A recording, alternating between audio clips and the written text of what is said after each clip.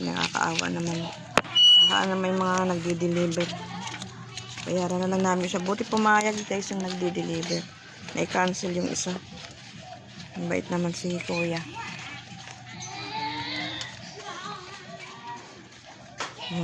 Ano ngayon, uso-uso ang Shopee ngayon. Order delivery dito sa Pinas. Kaya, pag may apps pala, automatic pala yung ganun, ano?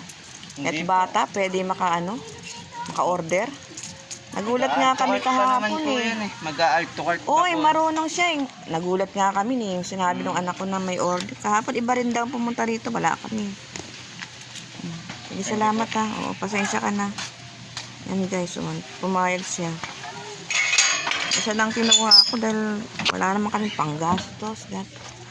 Buti pumayag yung rider. Ito yung sa Shopee. Automatic pala yung pag may apps ka ng Shopee, kapag pinakailaman ng bata at marunong magpipindot, automatic pala makaka-order doon.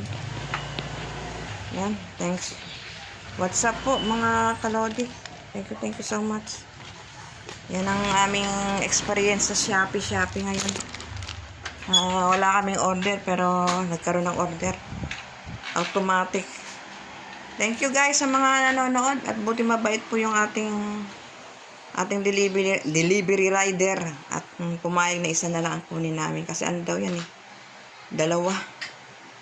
Thank you guys, please subscribe my vlogs, Baby Argene, and please click the bell button for more for more update. Ito po yung nag-order si Pogi guys, mga kalodi, yung ating NBA.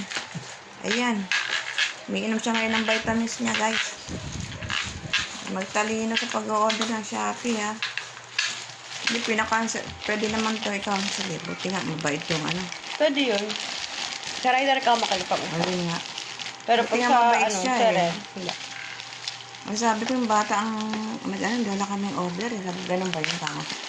Pag ka na sa apps ng Shopee, eh, makaka-order na automatic. Opo, sabi niya kasi i-add to cart yun eh. Marunong mag-add to cart, Ayan ang in-order niya. Yung electric pa na maliit. Kasi may in-order na siya dyan, yung promo na piso-piso. Ngayon, nangyari, nasira. Kaya siguro, nagkaroon siya ng idea ng ganyan. Pindot-pindot siya. Yan. 137, guys. 137 na to? Oo. Thanks po. Kamay niya, Mabait yung delivery rider ng Shopee. Yung kamay niya, Thank you, guys. Nabot-abot niya, Wala, hindi gagamitin yan. Madala ka. Ayoko nung ganyan, ha? Nag-order ka pa na wala tayong panggastos. Alam mo naman walang dalang pera si mama. Thank you po sa mga nanonood kay Baby Argene Vlogs. Wala kasi tayong kaperahan ngayon. Kaya kung meron lang ba, bakit hindi? Umuwi tayo nang wala tayong nadalang kaperahan, kaya talaga mahigpit ang sitwasyon ngayon, guys. Okay po, thanks for watching. God bless po.